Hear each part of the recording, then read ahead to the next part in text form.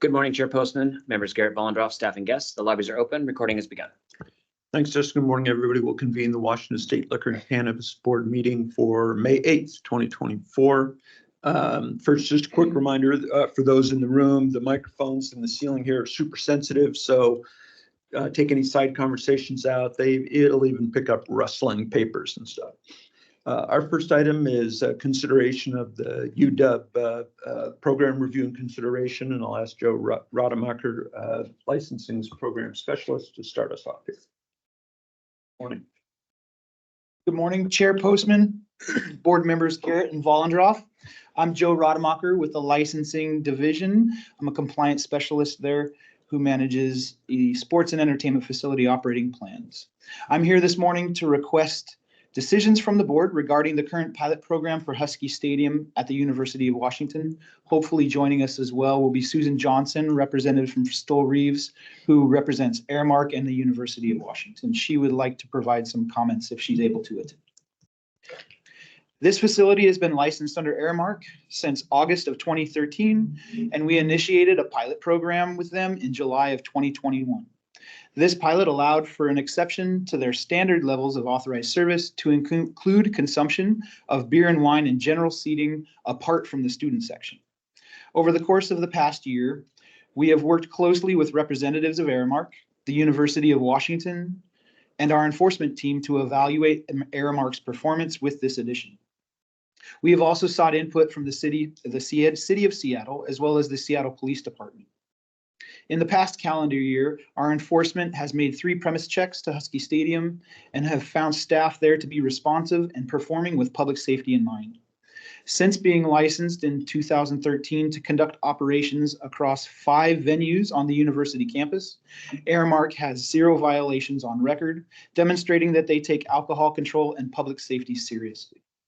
Aramark and their representatives have also been very responsive to the licensing staff since the pilot's inception and throughout this reevaluation.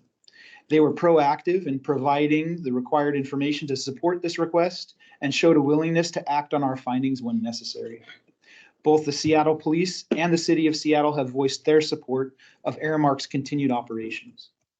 After discussions with enforcement and the licensee regarding our findings, we feel that they have done very well to operate successfully with public safety in mind, and we would like to recommend making this exception to levels of service an approved part of their operating plan and end the pilot program.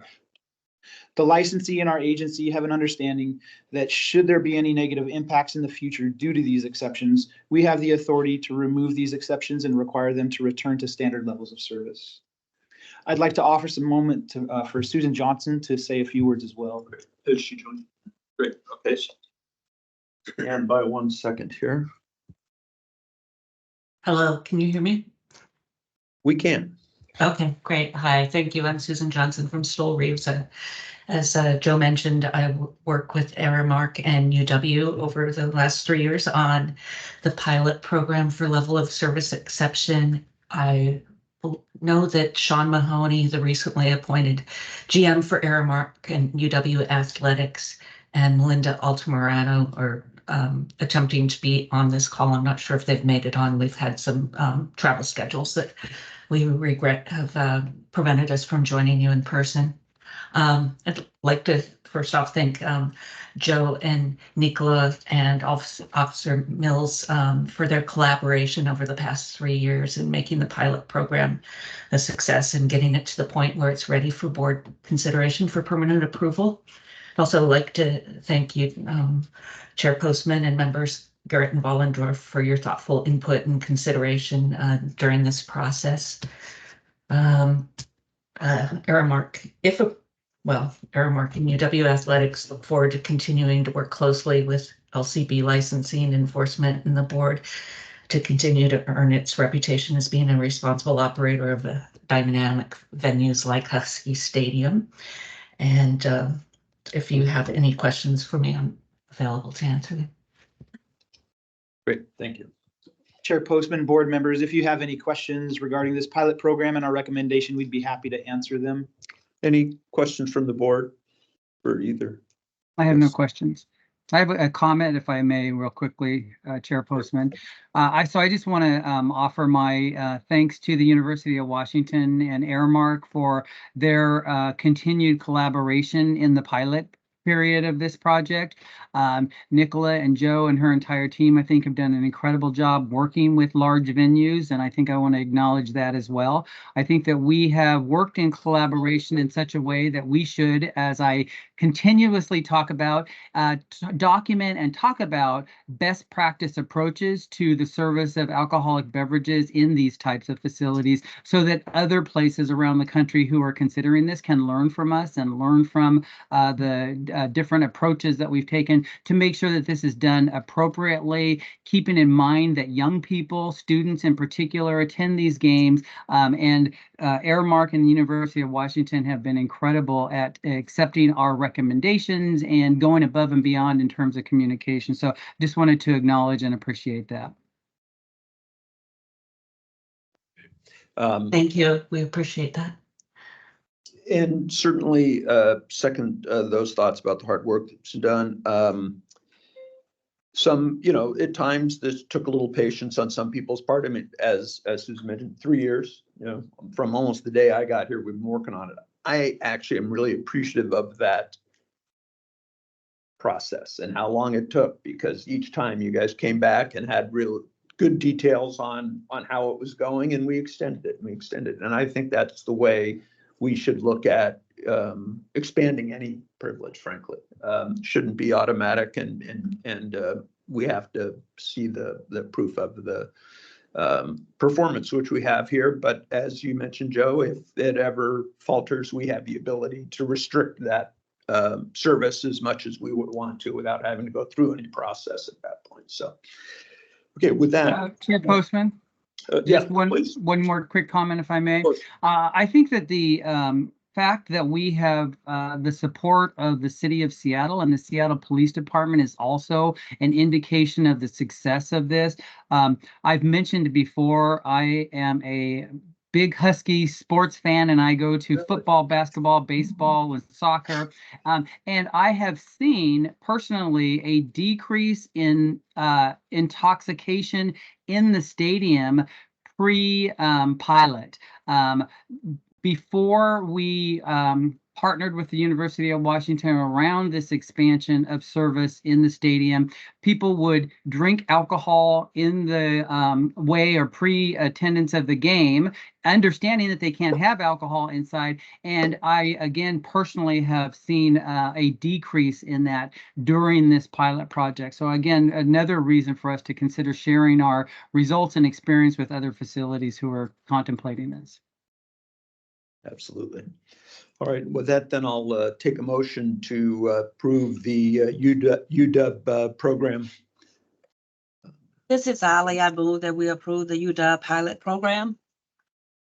And this is Jim. I second that. Great, then that's unanimously approved. Thanks for all your work on this. Yes, thank you, Chair Appreciate it a Postman, lot. for your Thank time. you. Thank you very much. Thanks, Nicola. Thanks, Susan. Moving along, we will have a review of rulemaking timelines and call on Cassidy West, our Policy and Rules Manager. Good morning, Ms. West. Good morning, Chair Postman, board members Garrett and Vollendroff. I gave a very lengthy update yesterday about throughout the summer what we're working on, so I'll just focus today on what's coming up this board meeting and then throughout the 22nd, which is the next board meeting. So before I pass it over to Jeff, who's going to be presenting a CR 105 and also a petition response, Daniel will also be presenting Daniel will also be presenting a 101 today. So before we jump into that, I'll just give some updates on what's coming up. So we will be holding a virtual engagement session to gather feedback on a draft rubric for the social equity rulemaking. That will be held on May 15th. The invitation went out yesterday, and the time for that is 3 o'clock to 5 o'clock p.m. Also on the 15th, that is the deadline. Yeah. Could you, so on the 15th, that is all remote input? Yes. Okay. Yes, that's correct. And that information's on our website if someone hasn't seen the email? Yes, that's correct. Great. All right. And then for the THC bill, we have a deadline for informal written comments on draft language, which is also on our website. And so seeking feedback on that until 11:59 p.m. on the 15th. Coming up on the 22nd, Daniel will be presenting a petition response regarding employee stock ownership plans that was sent by Vicki Christofferson on behalf of WACA.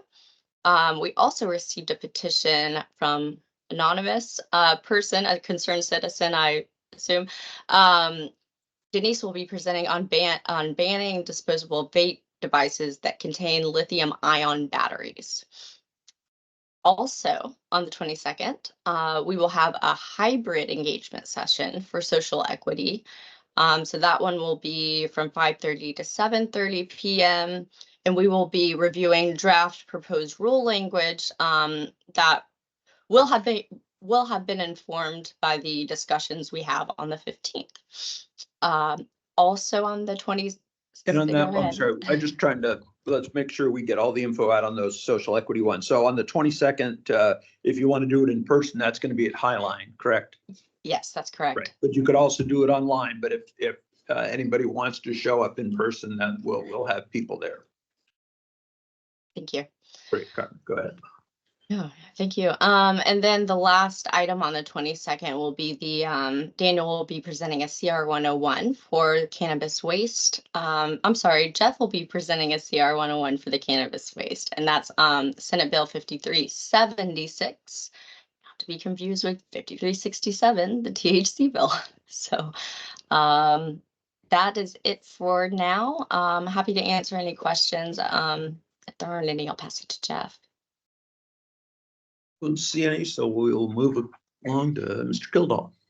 All right, thank you. Thank you. Hey, good morning, Chair Postman and board members Garrett and Vollendroff. This morning, I am presenting a response and recommendation to the board regarding a petition to amend Title 314 WAC. I will also ask the board to approve filing a CR 105 to amend current rules to update the agency acronym used in WAC from WSLCB to LCB, and to replace occurrences of the former name of the agency, pre-cannabis, which was Liquor Control Board, with Liquor and Cannabis Board, the current name since 2015. And I will begin with the rulemaking petition.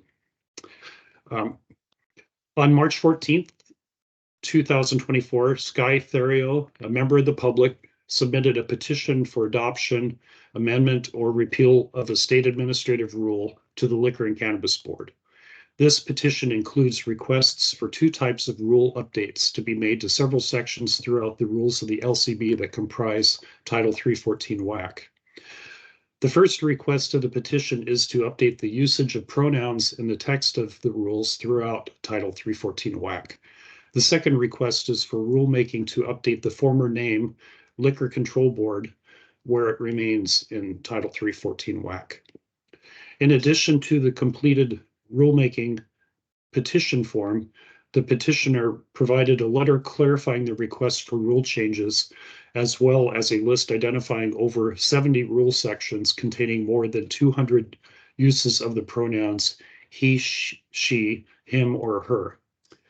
So the issues presented by this petition are whether the LCB should initiate expedited rulemaking as specified in the petition to amend existing rule sections in Title 314 WAC to replace the pronouns he, she, him, or her with the inclusive gender-neutral pronouns they or them as appropriate, and whether to initiate expedited rulemaking to update outdated occurrences of the name Liquor Control Board with Liquor and Cannabis Board, the official name of the LCB since 2015.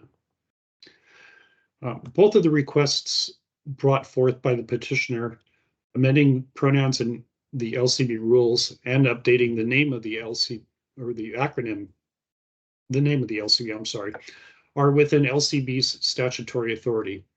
Since the requests are correcting and clarifying the rule language, These changes would be conducted through expedited rulemaking process consistent with the requirements of 3405 353 subsection 1C.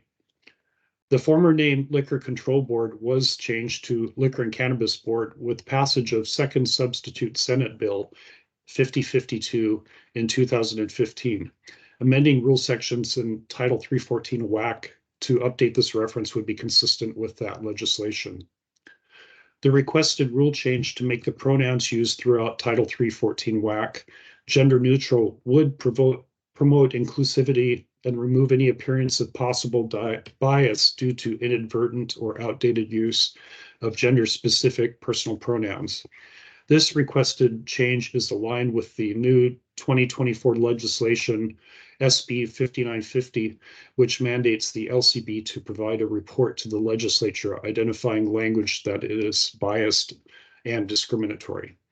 So in conclusion, for the reasons described above, Director's Office staff recommend that, consistent with 3405, 330, subsection 1B, the board accept Sky Therio's petition for amending rules submitted on March 14th, 2024.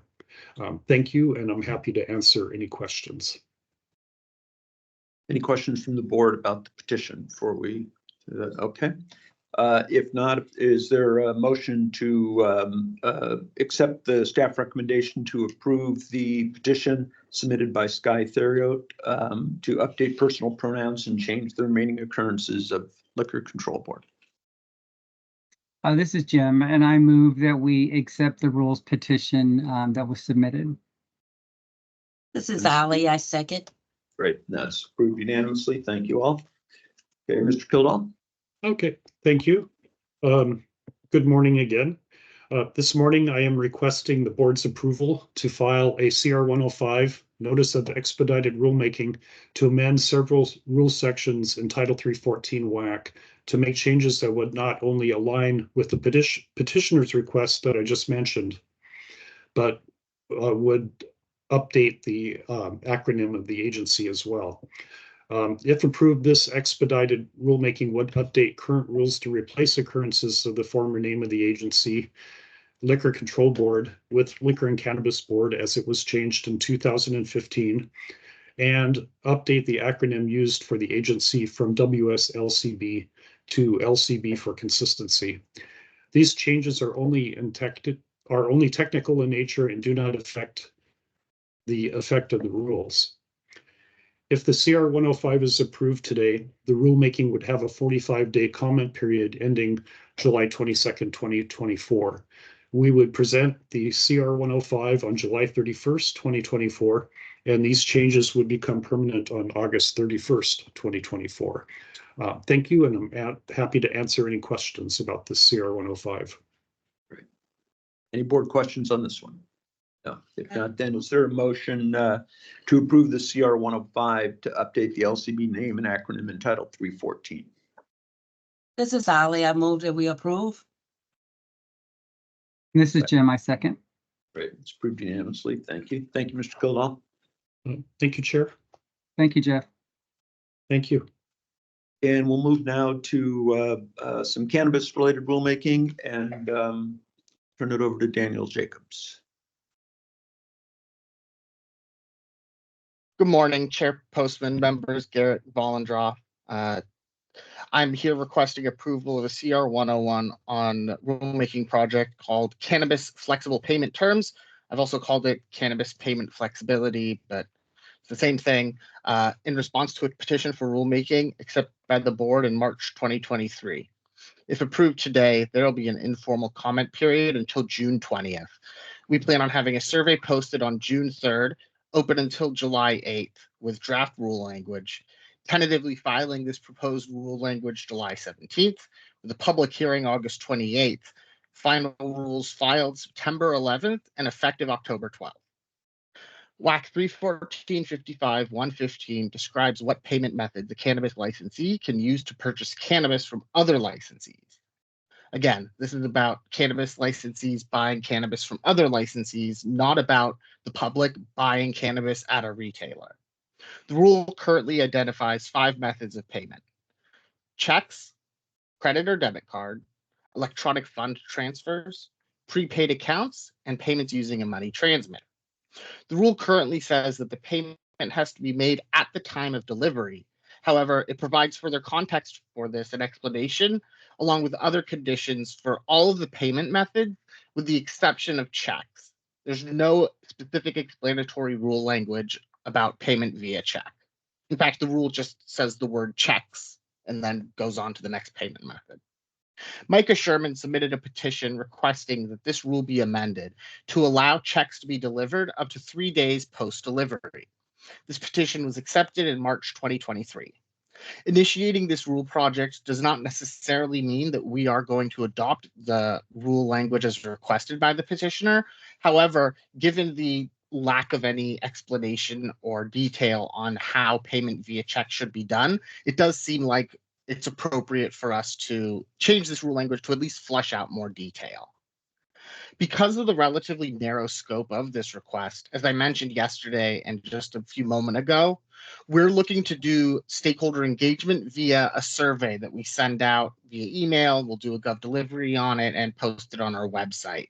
And that's in part or mostly because we have a lot of cannabis rulemaking going on right now and into June, and we're going to be hosting several virtual and in-person stakeholder engagement sessions. And we don't want to overload folks. And also just scheduling wise, it would be kind of tricky to fit that in with the other rulemaking going on. This will enable us to get this rulemaking done quicker while still allowing our affected cannabis licensees to focus on this other stakeholder engagement sessions and still give feedback on this. Lastly, as we briefly touched on yesterday, we're intentionally keeping the scope of this limited to cannabis and not expanding it to the realm of alcohol. And that's for a few reasons. One, alcohol sales involve other statutes that aren't implicated in this cannabis project. Secondly, alcohol industry has access to banking and financial services that the cannabis industry doesn't have. Third, in terms of licensees, the alcohol sector is substantially larger by at least tenfold than cannabis sector. Cannabis licensees are a couple thousand in the state, whereas alcohol licensees are tens of thousands. And so if we were to do rulemaking on both, we would have to cast a substantially wider net and likely have to push out the timeline.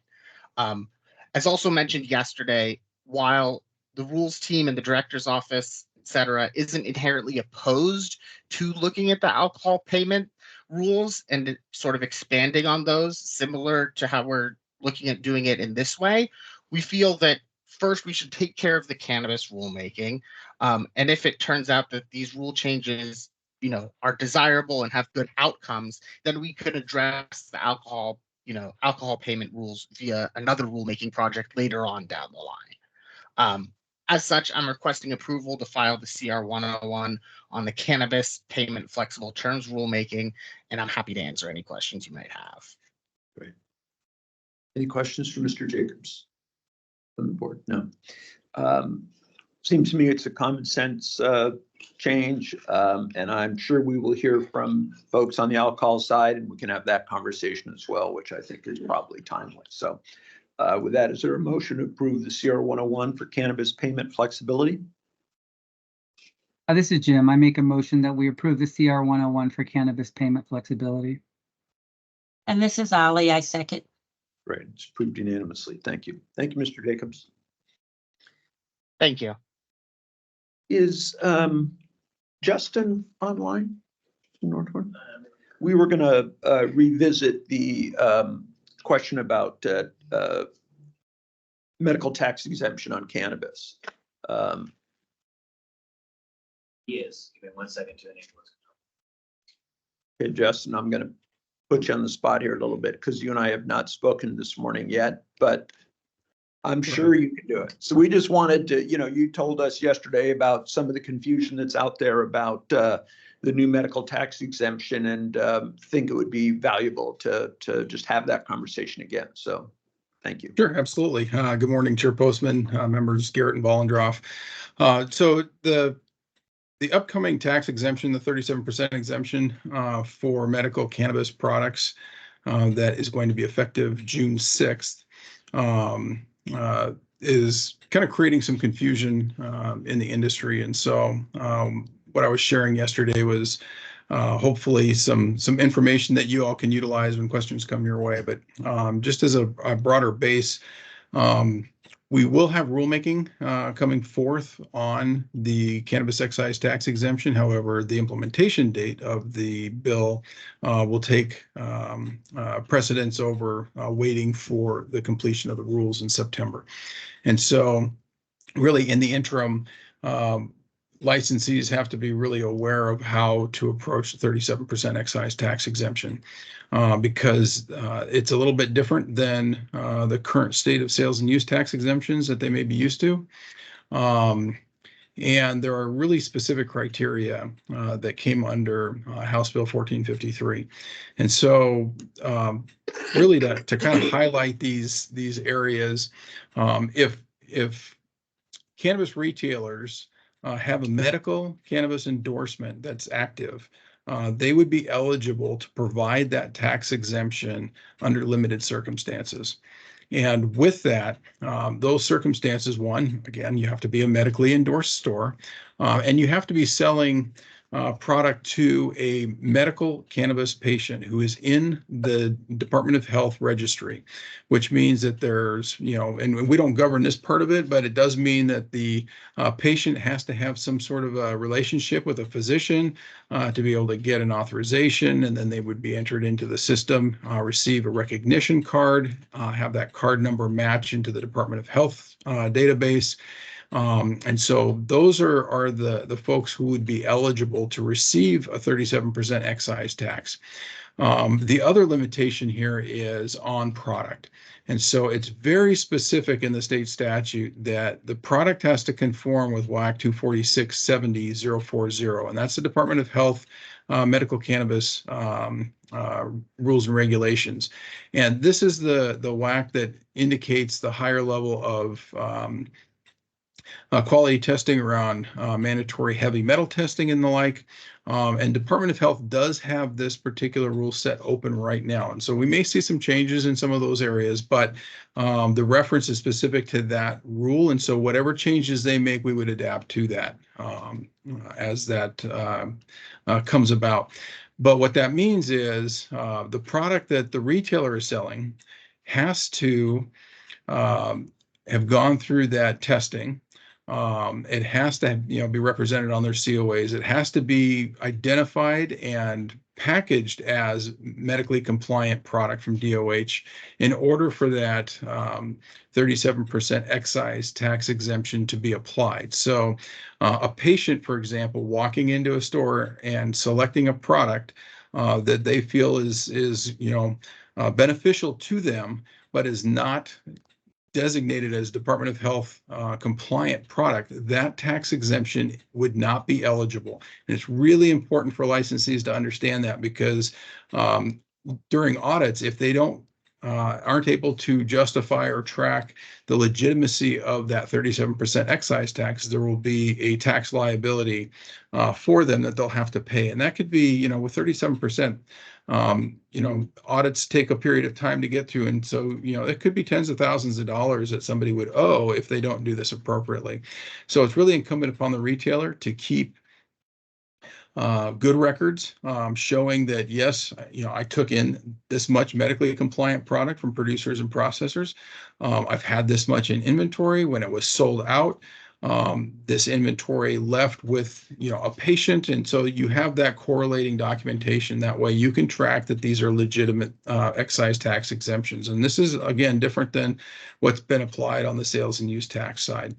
And so we've been having some conversations with Department of Health around these issues to try to make sure that, we can figure out some strategies to mitigate confusion. And so we may see something coming into rulemaking and development. We have more meetings set up with Department of Health moving forward and the Department of Revenue so that we're able to, try to mitigate any of those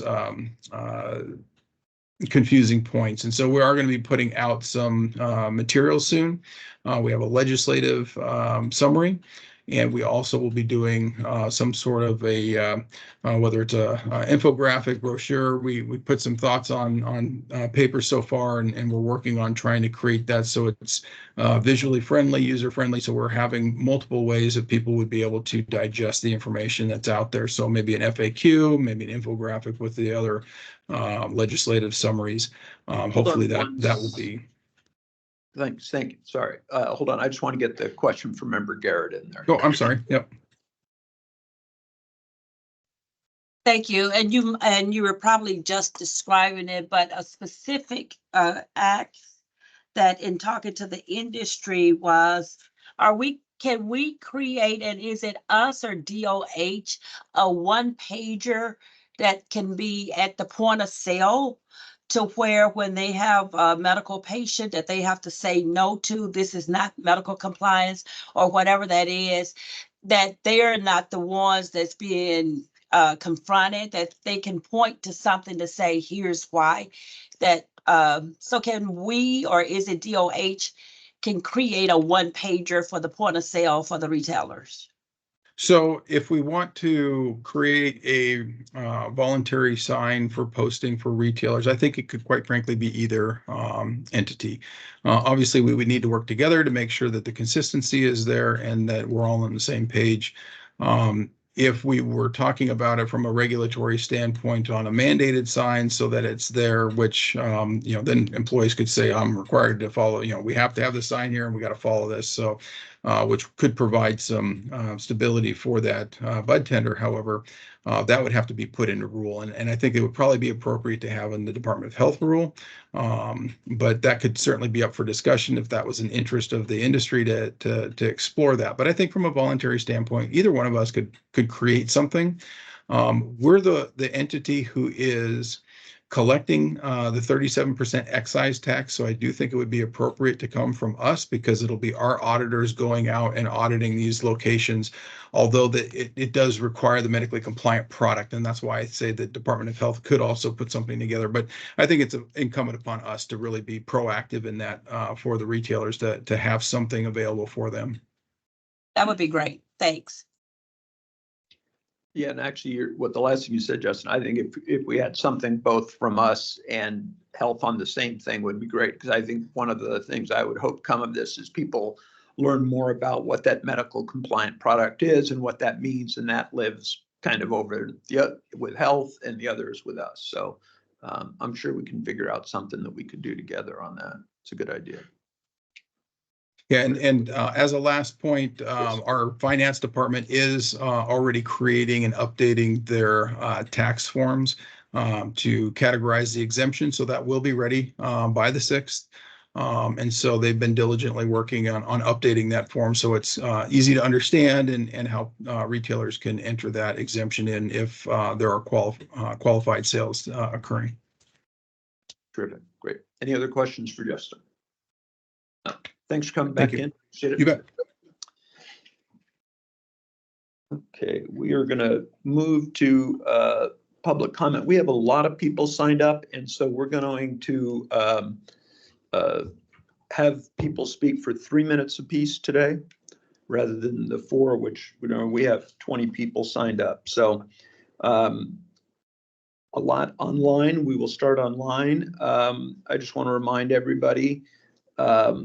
We ask you to limit your comments to LCB business as much as possible.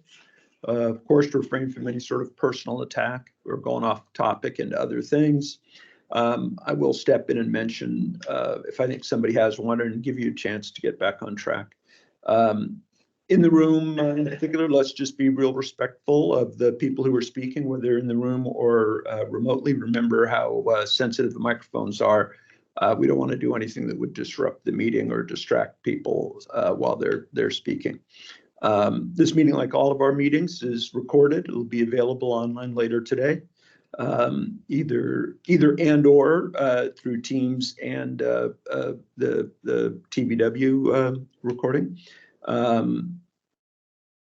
Each will get 3 minutes to speak. Dustin will remind you of your time at 30 seconds remaining. So at 2.5 minutes, he'll step in.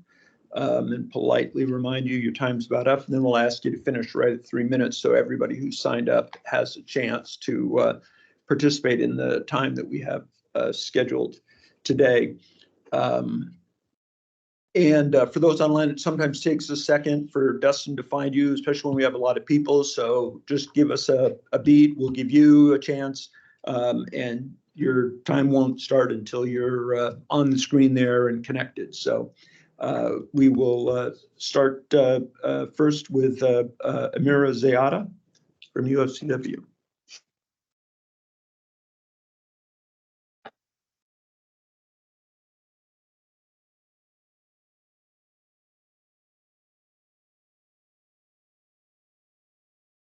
Good morning.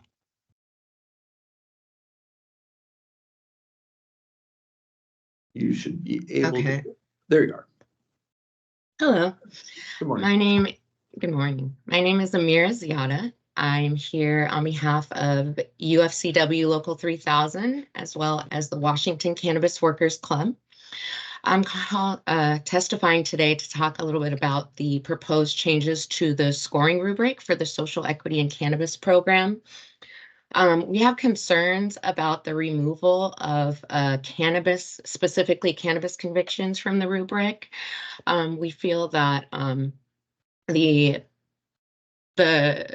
pumping in all cannabis with all drug convictions kind of defeats the purpose of the spirit of the law of social equity in cannabis. You know, cannabis, the war on drugs on cannabis is unique in that it's specifically targeted Black and Brown communities, as well as it's unique because people are now profiting legally off of cannabis here in Washington state. So we ask that you reconsider removing cannabis convictions as a separate part of the rubric.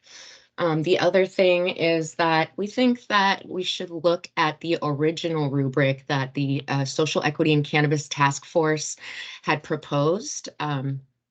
After years of work, UFCW 3000 was on that task force and participated in creating that rubric. And I think the intention is to make sure that we're righting the wrongs of the war on drugs and that Black and Brown communities have access to ownership now going forward. And we feel that creating a more broad drug offense category will possibly broaden it and not impact the targeted communities, which are Black and Brown communities. So we wanted to put that out there and let you know those are our concerns. Thank you. Thank you. Thank you. Next person signed up online is Mark Slaw.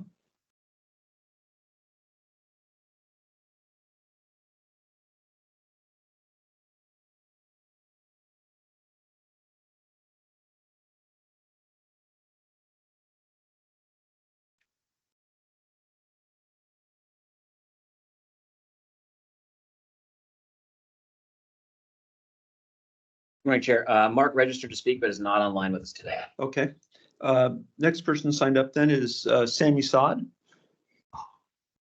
Chair, Sammy registered to speak, but is not online today. Okay.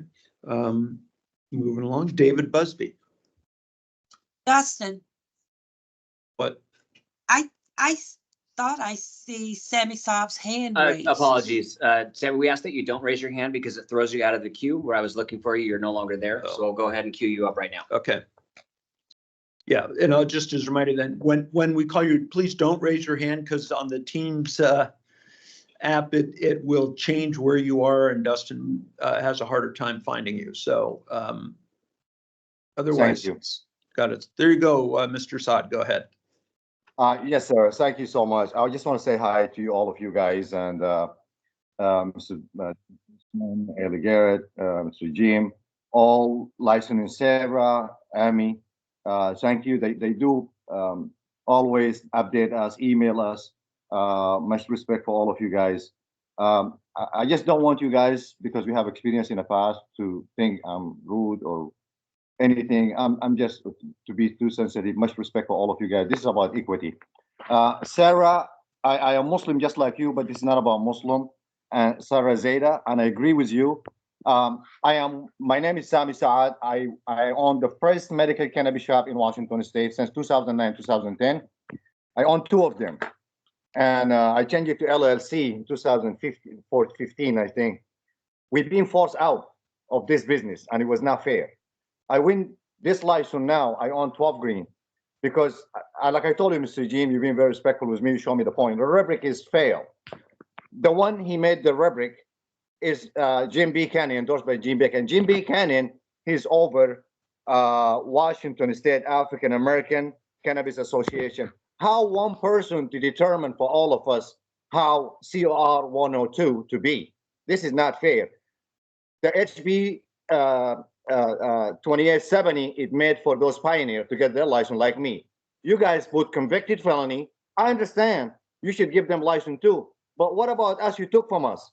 If you have a problem right now between the Palestinian and Israel about a land a long time ago, you have a shop about us in your lifetime, you know we have a shop, is being by the Department of State. I still own my license on the same name I have, 12 Green LLC. What is the difference? But I was lucky to have people manage my shop with me and give them percentage at the time, and me going to Alaska working for minimum wage. God is good. When you give the people and you give from your heart, God will give you too. I've been misled and mistreated in the past, and it was black excellent there. And I don't want to attack them, but I should be with them in a lawsuit. Mr. Jim, I wish from you guys, CR 102 is failed. Jim B. Cannon, he's the only one person over the license it called. Hey, I want to let everybody know, Washington State African American Cannabis Association is one person, is Jim B. Cannon.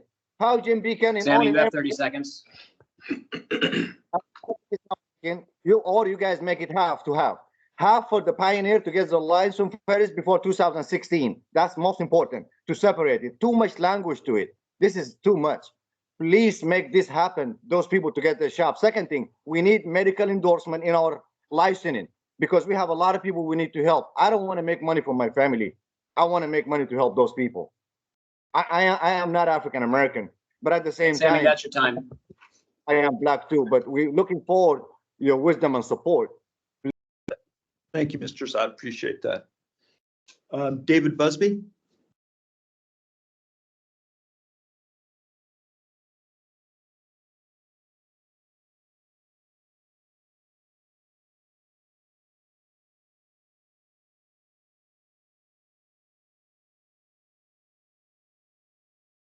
Chair David registered to speak, but is not online today. Okay.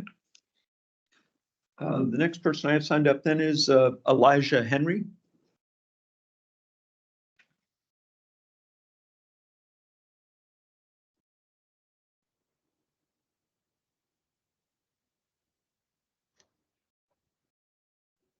Can you guys see me? Can you guys?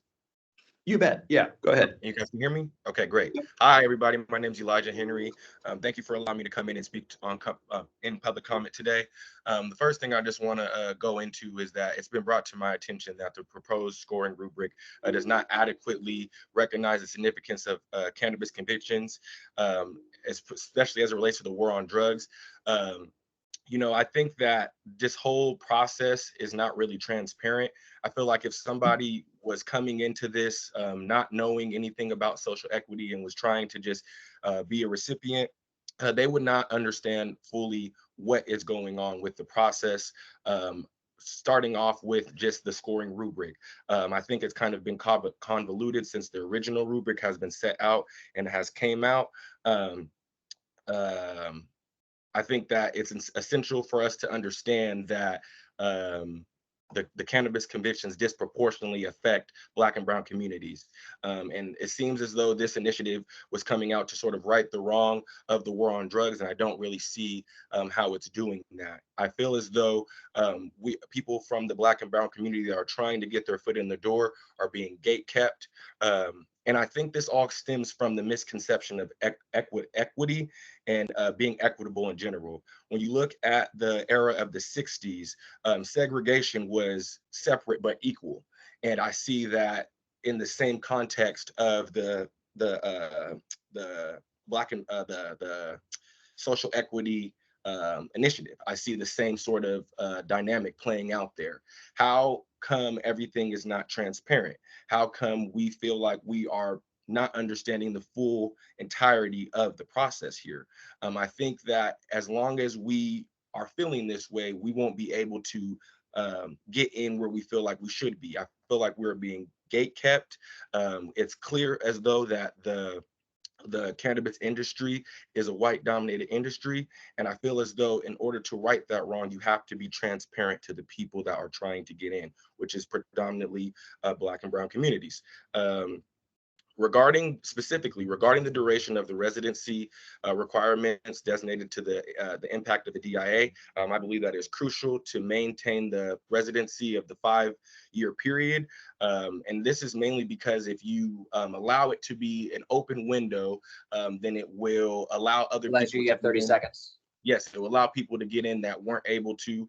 And I just feel like if the process is more transparent, it will then be more equitable. So thank you guys for your time, and thank you for letting me talk. Thank you.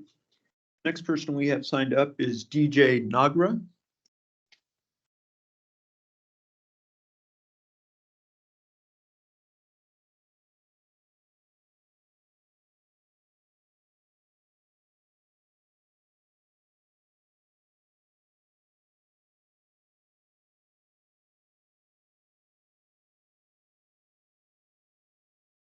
Chair, DJ registered to speak, but is not online with us today. Okay. The next person signed up then is Christopher King.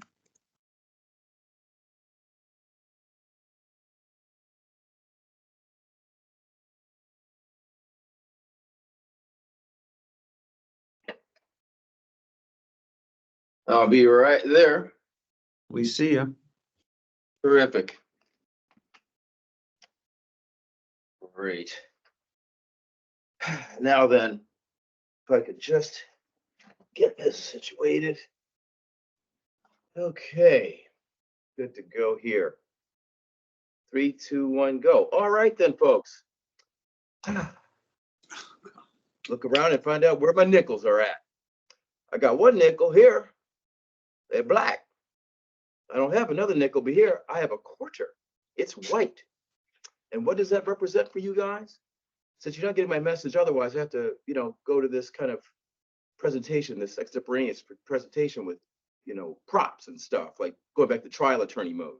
So what this represents is that the nickels, we get one store. The quarters, the white ones, they get 5 stores. See, does that sound like social equity to you? Well, that's what's happened empirically over the past 11 years. So I'll just try to illustrate that for you. Now let's go back to the Widmer family and Khalifa, because I'm going to bang on that every time.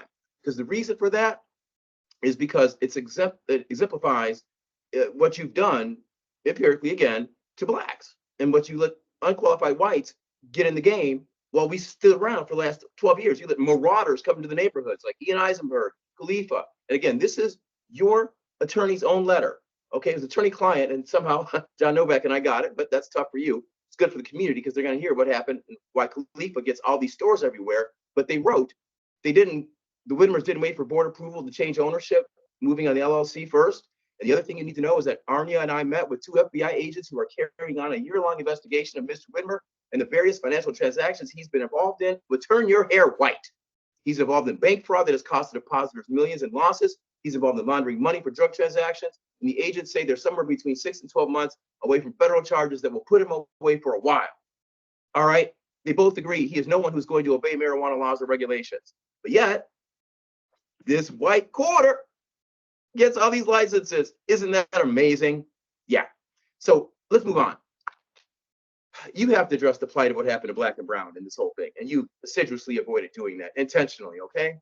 And what we have here is, we need the ability to create multiple locations like these other people instead of getting these useless licenses they're giving out, all right? And furthermore, the house arrest area, and by the way, that last rubric I told you Buchanan that years ago, Kevin Shelton and I did. So did Sammy back then. Next, house arrest cannot be removed. Many cannabis people receive this type of sentence. Christopher, you have 30 seconds. You fold the other criminalities into this rubric. That's pure dilution of the intent, of the stated intent anyway. Now, we all know Vicky Christopherson really runs this show, but I'm just wondering if we can't get Will Lucala's CV? Can we get Aaron Washington CV? I know all these people prop up, and they're all like law enforcement people. I mean, I am too. The difference is I'm cool. I'm for the people. But these people you're putting in these places and not giving out CVs and all that stuff, it just doesn't bode well for you. There's no integrity, there's no transparency. And yeah, I look forward to seeing what these people are about and looking forward to you doing the right thing for once. Thank Goodbye. you. Next person signed up is John Scott.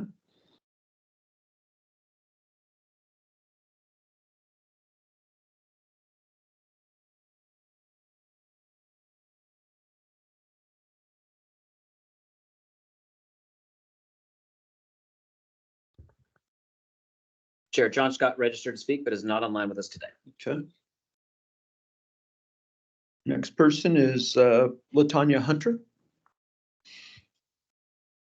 Chair, Latanya registered to speak, but is not online today. Sky Theriot.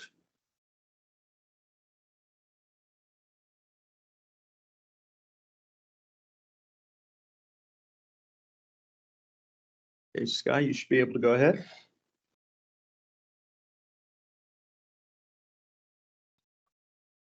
All right. Good morning, Chair Postman, members Garrett and Bollendroff, staff and members of the public.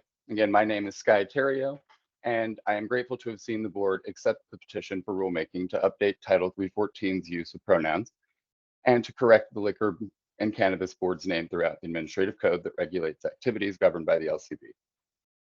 I started this statewide pronoun modernization petition project after the incident surrounding the prohibited conduct and its impact on the LGBTQ+I community, because an opportunity to create more inclusive language presented itself at one of these board meetings. Doing the work to discover instances where more inclusive language can be updated is a small gesture to acknowledging the privileges I've received the benefit from in my life for my skin tone.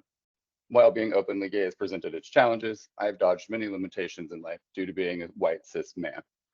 I was once arrested for cannabis possession charge, and while my charges were expunged, I still face very little consequence due to the privileges afforded me through discriminatory impacts in our legal system. I happen to, I want to show my support that removing cannabis arrest charges is not going to reflect the impact that our people of color's communities have felt due to those disproportionate impacts of, background checks. So while looking at the use of pronouns in governing, it is also likely next to impossible to determine or measure the impact that using gendered pronouns has had across our state. As we were seeing with the discussion around the social equity rulemaking, creating participation opportunities takes the continued steps to show in action the board's commitment past updating outdated pronoun and board's name usage.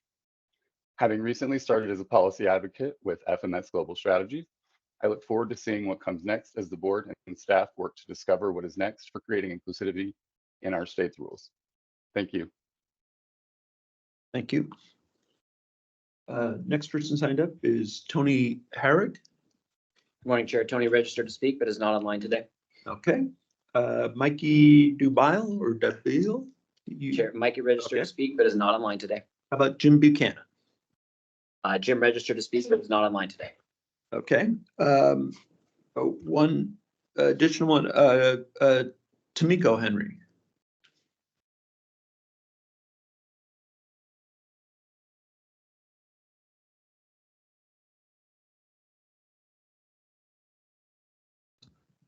Good morning, Chair. Tamiko also registered and confirmed this morning, but is not online today. Okay.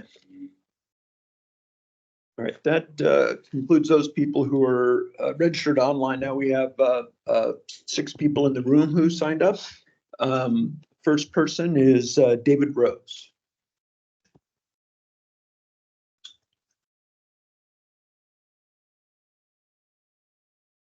Good afternoon, guys.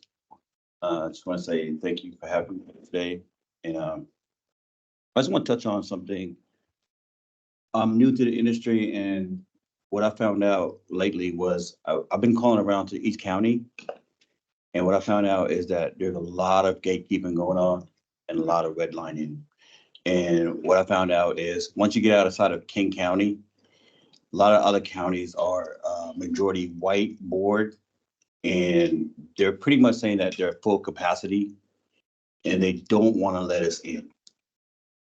And if this is social equity and you guys are giving these licenses out, what are we going to do about it? Like, how are we going to let us in if we have these licenses? How are we going to open these stores up? How are we going to be transparent? I mean, if we give these guys 14 years head start, we have to make some kind of rules or regulations and say, hey, to be transparent, we got to give these guys a chance and a fair shot. And there has to be some kind of effort to get us in to these counties and good landmark. I mean, so what's happening, like these stores already got good locations and they don't want to compete. And, you know, there's 7-Elevens on each corners and gas stations on each corners, and they compete and they survive. So can these stores. We shouldn't be afraid of competition. This is America. And if you're afraid to compete, pack up and leave. Don't be afraid of it. And guys, I just want to touch on the Rubik's scores. There's some things that why you guys are having such issues and problems. You guys are competing because you guys are going in as Americans, but you guys got to come like the Native American. You guys go back to your tribal and put those on the Rubik's. It will eliminate the process of bringing other peoples into the group. You guys are fighting this fight of uphill battle because they're putting you guys, you're coming in as BIPOC, and it's bringing everyone into this thing. It's giving everybody a platform to come in until you're back, because they have taught us that everybody could come into African American, because we're the only group that let everybody in. The Native American got a land, they get to put a casino on their land, they can put the marijuana on their land, and nobody says anything. They're quiet. But this is your land. This is your land. You were here just as long as they were before them. Act like it. Don't be ashamed to say it. Say it with pride. Be proud. Fight for it. Don't be a coward. That's what I'm here to say. Thank you. Thank you. Next person is Peter Mann.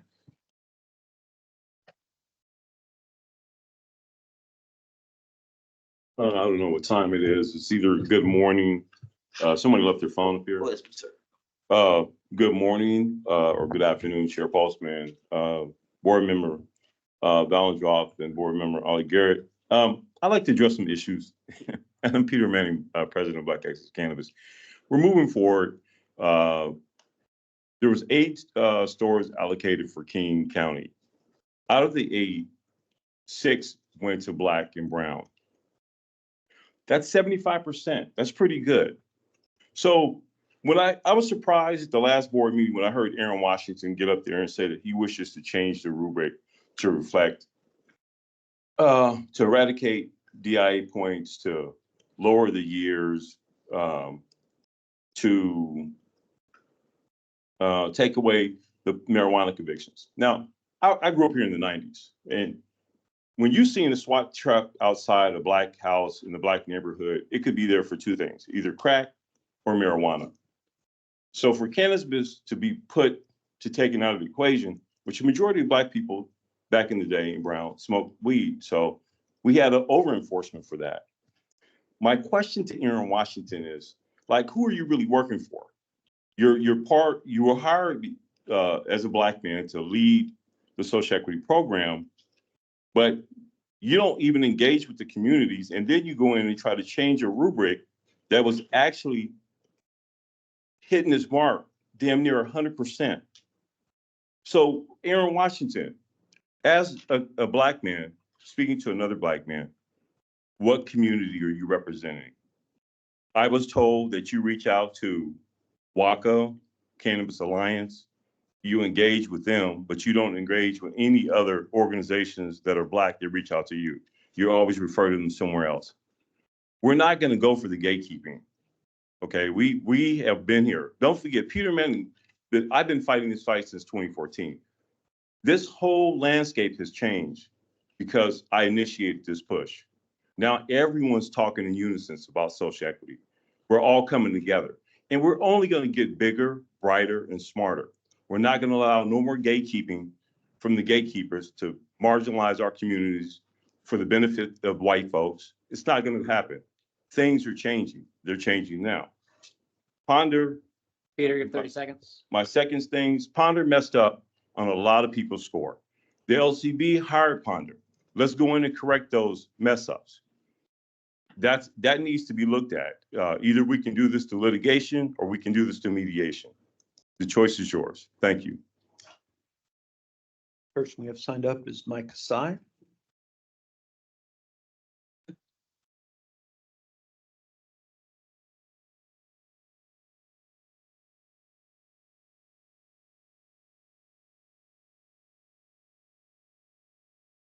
Good morning, Chair Postman, board members Garrett and Ballandroff, and members in the audience. My name is Mike Asai, founder of Emerald City Collective. I'm also the vice president of Black Excellence in Cannabis. Chair Postman, January 31st, everybody got 4 minutes. Last April, with the whole grow debacle and the pesticide, they got 4 minutes. And I want to make that known. Just because there's multiple people signed up, now all of a sudden our time is getting cut down to 3 minutes. How many times were you given 4 minutes though? It doesn't matter. The fact is, because multiple people now are signed up, now we're cutting the time back. I don't understand that. We were here for 3 hours. We were here, cut my time, please. We did stop your, we did stop your We were time. here for 3 hours on January 31st. We supported what was going on. What I'm saying You're is, 3 hours to talk about social equity before, Mike. that's You know not true. that. That's not true. absolutely true. I've sat that's not here true. Not for 3 hours. even after meetings. Is that true? Is that true? All Is right. that true? We've been here for 3 hours talking about You've social got, equity. you, We've you- never been here for 3 hours We're gonna talking about start social your equity. clock That's a again. lie. You got 3 minutes. Once If you again- want to spend it Once yelling again, at me, you're go speaking ahead. hyperbole and you're lying. This right here, okay? This supersedes you. This supersedes the LCB. This supersedes Governor Inslee. This supersedes Bob Ferguson. I got this December 2010. You know why I got this? Because I was transparent on my application, on my incorporation of my business. And it said you got to pay sales tax for medical marijuana. This supersedes this whole building. And you guys wonder why I'm pissed off. It ain't just me. I'm pissed off for everybody who got cut out unjustly and let white folk in who did not have qualifications. Now you just threw me off of my whole speech. That's fine. You know what this is? This is my application that I turned in, that I paid money for. If you guys want to penalize somebody who got a social equity license, why don't you give some credit for those who applied under Senate Bill 5052? Because we got unjustly cut out. There was no oversight. There was no who knew. This was strategic. This is why we have zero Black ownership in King County. Right here on the LCB website. No initial cap. This went with no rush to apply. You guys went live October 12, 2015, before you even had the rules set. You let the white folk get you money in. Why was Ian Eisenberg, Uncle Ike, he put his application in and he gets a priority one the very next day. But when other people, Black and brown, put their application in, they had to wait 3 or 4 or 5 months. This is facts.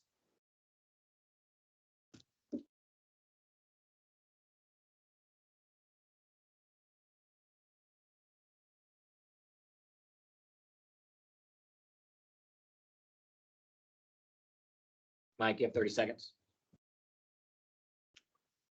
I will never say that progress is made. If you stick a knife in my back 9 inches and you pull it out 6 inches, that's not progress. If you pull it all the way out, that's not progress. Progress is healing the wound that the blow made. They haven't pulled the knife out yet. They won't even admit that it's there. Malcolm X. At your time, Mike. Next person signed up is Damian Mims. Good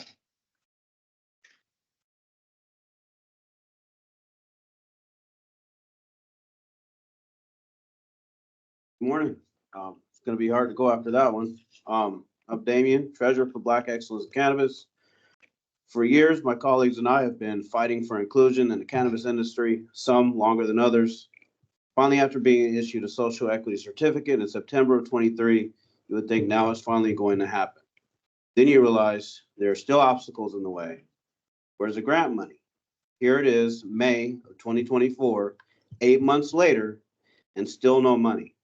I believe the LCB and the Department of Commerce can do better. Frankly, those two agencies should be ashamed of their performance up to this point. They have not been helpful to the social equity applicants by delaying the process of issuing grant money that has been set aside previously. As well, there have been delays of the program as a whole. The only group that these type of delays are here help are the successful retail store owners that are already in business. This is a failure on both the LCB and Department of Commerce. And all you guys are going to do the classic, not my job, and finger pointing that you've done in the past so as to avoid accountability and put more stress and strain on the already abused and neglected minority social equity population. Shame on you. Now let's get to the rubric. I understand there's supposed to be a question and ask session next week on the 15th, which I will be attending. As it stands, this current proposal of the rubric is a joke. For rubric number 2 question, apparently we have gone from marijuana being a qualifier to fentanyl or whatever other prescription drug that rich folks like to use. What happened to cannabis offense, and why does that no longer hold weight? What happened to number 3? What happened to house arrest? No freedom of movement, 24/7 being monitored and not free to go? You're detained, period. That's jail. Number 6 and 7, they're contradictory. If you had a license, plus 30 for 6. For question 7, if you already had a dispensary, minus 15. Who thought that was a good idea? Thank you. So now is Mike. Sorry, Mike, check.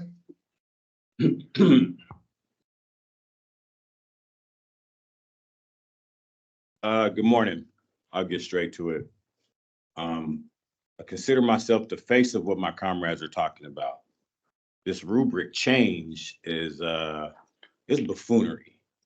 I clearly qualified under the first rubric, but was denied. Ponder, for some reason, couldn't get their act together and rectified my name change. I legally changed my name from Ray to Mike. And on one side, they said Ray qualifies, but Mike doesn't. Where does that leave me?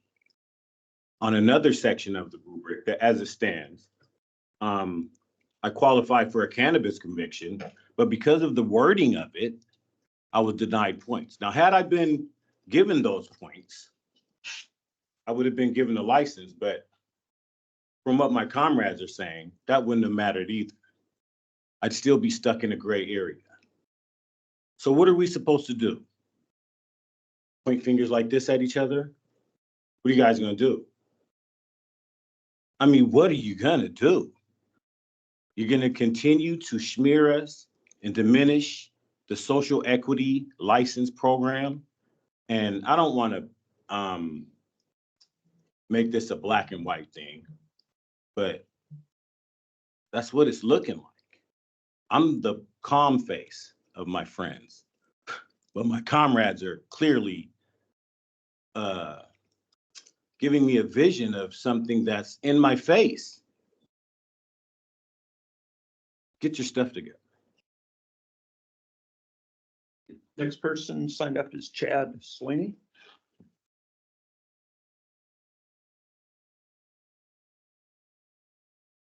Well, I think I have some lighter public comment, so this is definitely not at the same level as what some of the other commenters have experienced. But I just wanted to come today to comment on the rule change proposal to add inclusive language to the LCB rules. So as a member of the queer community, I'd first like to recognize and acknowledge the work that the LCB has done to respond to our community's needs with empathy and respect. And I believe that this change will show respect to all, regardless of gender. And it will also make the LCB rules more accurate and up to date. It might seem like a really empty gesture to some, but it's important to people in our community that the government agencies like the LCB and policymakers use language that reflects people's identity and experience. So with this simple but meaningful change, I believe the LCB can continue down its path of respecting members of our community here in Washington. That's it. Thank you. That's the last person we have signed up. I wanted to just say a couple quick things. I think, on the rubric, we'll have a discussion, I'm hoping, at the next caucus on Tuesday, where we can talk to staff about these things. But let me just say, I don't understand the allegation of lack of transparency. You have the rubric now because we put it out there for people to comment on because we wanted to hear from you all. So this is what the system was. This is the process. It's better than it was last time. There is more opportunity for public input. We talked about that when we had it presented to the board before. We think it's important to put it out there after it's been worked on, and tried to make improvements to it based on feedback from applicants and from the actual track record of who applied last time and what happened and where documentation was difficult, if not impossible, to find. So there was a lot of work that went into that. But this is that opportunity for public input. We're not doing anything without input. I think it's really unfortunate that a few people have decided to focus on one individual at the LCB. This work of the rubric is not the work of any single person. It's not the result of somebody who's listening to somebody other than you. It was a group effort, again, backed by data, reviews, and debate internally. And then we said, well, let's put it out there and see what people think, because that's what we need to do. So that's what we're doing. So I don't understand that part of the anger, because that's what we're doing here. We want to hear this feedback. We'll ask these questions. We'll try to get, we'll get much more detailed conversation here about why those changes were made and others. Again, we heard from some of the very people who spoke today about some of the difficulties of applying the first time. Documentation that was not available, or things that were too narrow. And so we looked at that, and then we did a survey of people who had applied, and we looked at what documents did they submit last time? What was available, what wasn't, where were they able to qualify? Every change we made, every change in this draft that you see was designed to help what you all were mad about today. It may not have worked. I understand that. That's why we put it out for public input. But accusing, you always go to somebody's character and, who are they really listening to? When in fact, what we did here, and that team did in particular, was come out and say, we want more public input on this than we did last time. More public input. So not only did we put the rubric out now for free-flowing feedback, which we've asked for and we're gotten, and we've gotten some really, I think, compelling written feedback. Then we have two other stakeholder meetings where people will have a chance to weigh in on all of this. That's the process, folks. At the end of that, you may still be mad at me and still say I should be ashamed, but this is the process. We are putting this out there for all to see, to give us your feedback, and to be mad if you want. But it's not one man's work. I'm sorry, it's not time for public. It's not one man's work, and it's a group effort here. So next Tuesday, I think we'll have an opportunity for the board to have a conversation with staff, and we should really hone in on these proposed changes. We did get the briefing last time, but I think it's worth doing it again, and go through and show why those suggestions were made, and then we can discuss whether or not we think those suggestions should remain in there or not. But there was a reason for it, so let's go back to that reason and have that discussed here. I think that'd be my suggestion, and I'll ask staff to get us ready for that for Tuesday. You guys are going against legislative intent. It's And cannabis. we're Mayor adjourned. Postman. Legislative intent is cannabis. That's why I wore my green tie today, to remind you guys, it's cannabis, not all drugs. It's not heroin. It's not meth. It's not crack.